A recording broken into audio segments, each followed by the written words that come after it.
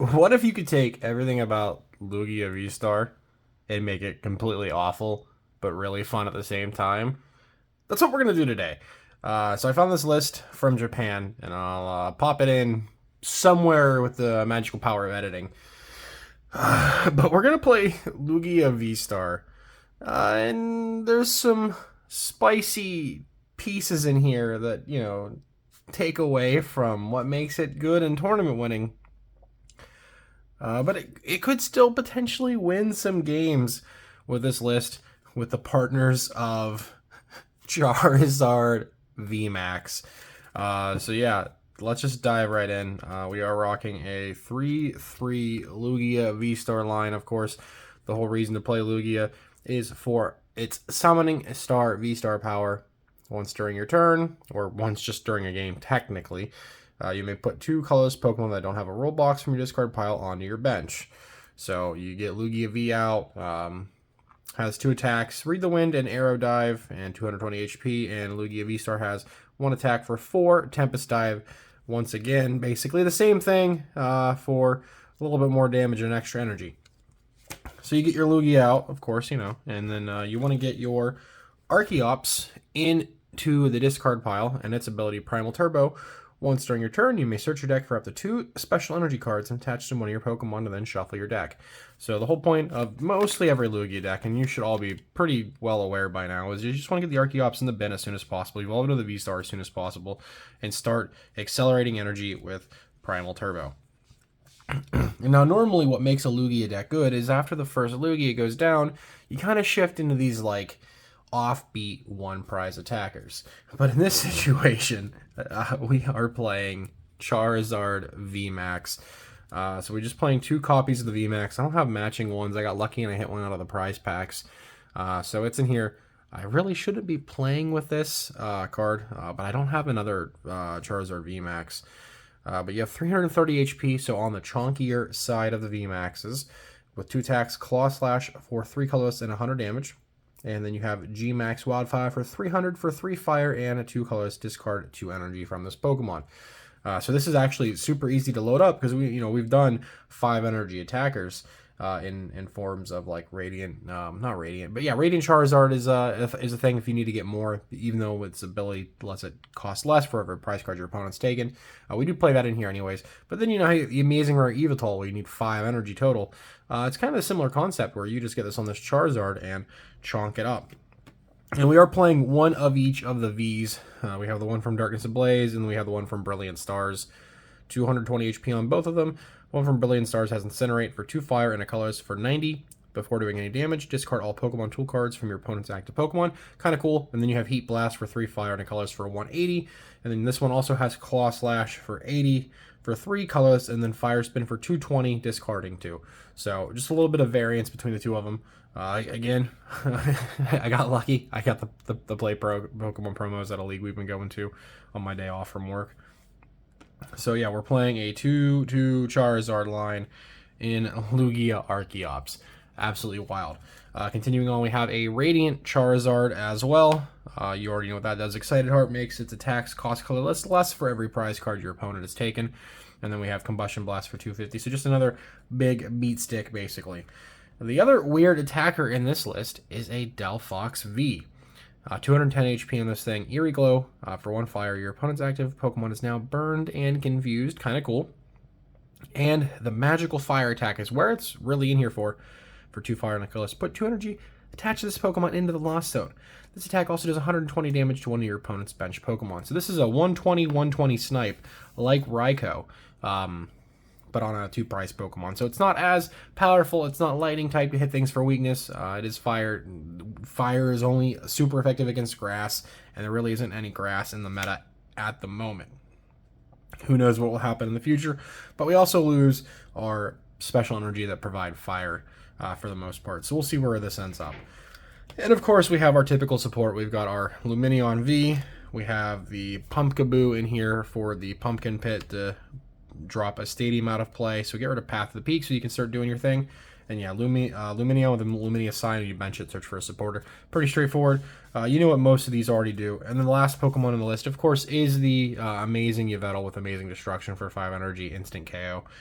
So it has we at least have a couple single prize attackers, and technically you can attack with Archeops as well. On to the supporters.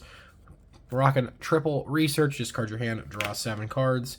We've got double Serena. You can either discard up to 3 cards and draw until you have 5, or gust up an opponent's Pokemon V. And you really just want to bring up their Vs and just eat them alive with Charizard here. We have 2 copies of Marnie for hand disruption. Shuffle your hand, put it on the bottom of the deck. Both players do that. They get 4 cards, you get 5.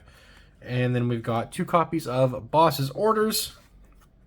And we do still rock the Bird Keeper in here.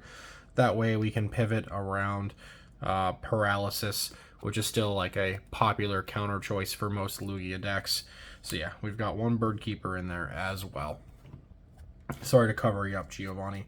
Item cards, pretty straightforward. This really didn't change from the typical Lugia Archeops list. 4 Quick Ball, 4 Ultra Ball, and 4 Evolution Incense. That way you can go ahead and find all of your pieces that you need. And then we still rock the 2 Lost Vacuums and 2 Choice Belts.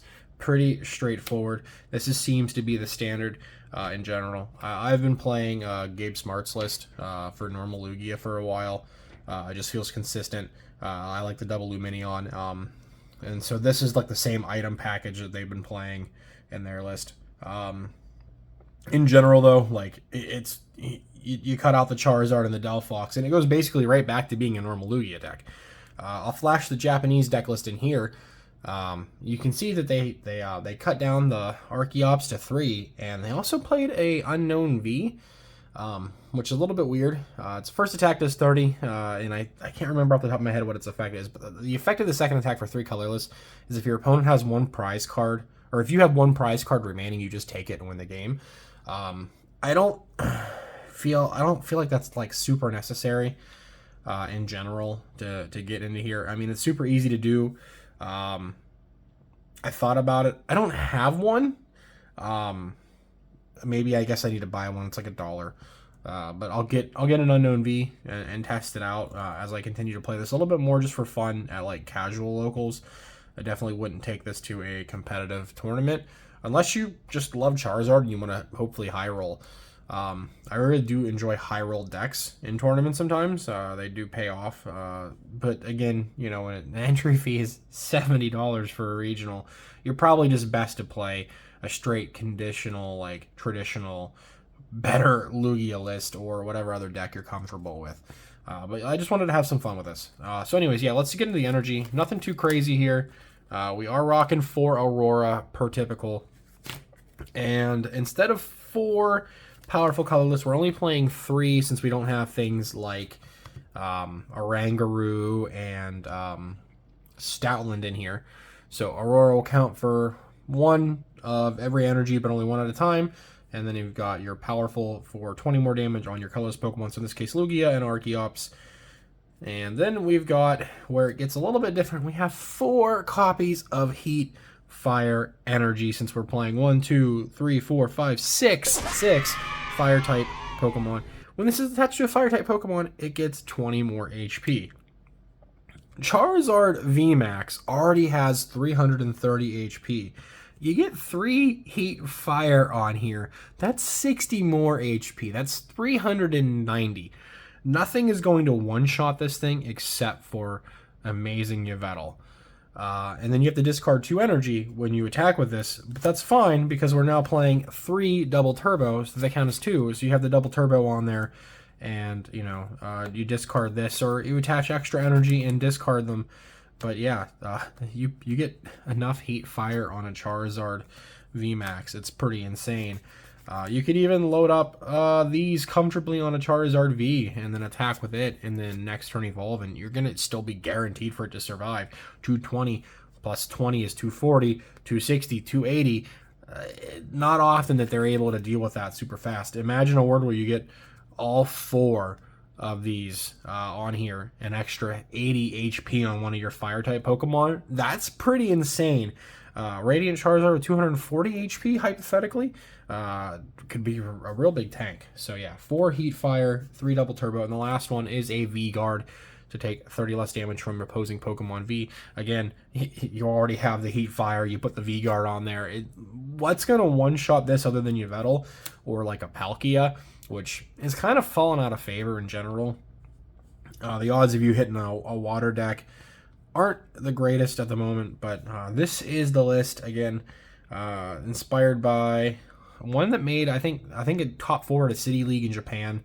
Before they rotated, I saw this and saved it, and I was like, this is a rainy day deck list, and I just wanted to have some fun and play this, and it is fun. You get a couple Heat Fire on a Charizard, and you're good to go, and then the Delphox is a cool way to end the game, if you can keep it in your pocket and wait to get the 2 Fire on there, or your Aurora technically count as fire as well, and then just finish off, because like they'll see, okay, cool, you're not playing Raikou, then they're not going to put down Manaphy, and then the Delphox will completely catch them off guard with that mystical fire, or magical fire, sorry.